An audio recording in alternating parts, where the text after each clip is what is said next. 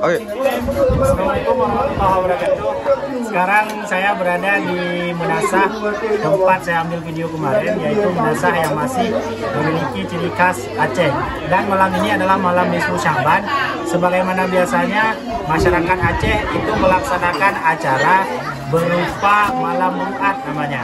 Nah, malam ru'at ini ditandai dengan setelah sholat maghrib itu dilaksanakannya pembacaan Yasin sebanyak 3 kali sampai masuk waktu Isya. Kemudian setelah masuk waktu Isya maka dilaksanakannya sholat tasbih.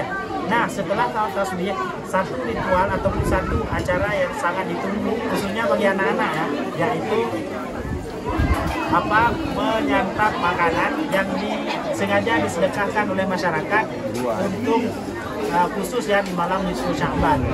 Nah, inilah namanya acara buruan. Ini belakang kami acara ibu-ibu, memang dari sini adalah bapak-bapak yang di depan. Oke, dan sholat yang dilaksanakan itu juga sangat lama ya, sebanyak 4 rakaat, terdiri dari 2 kali salam ya. Oke, demikian Jalal Usman dari Menasah, Kabupaten Pidijaya. Assalamualaikum warahmatullahi wabarakatuh.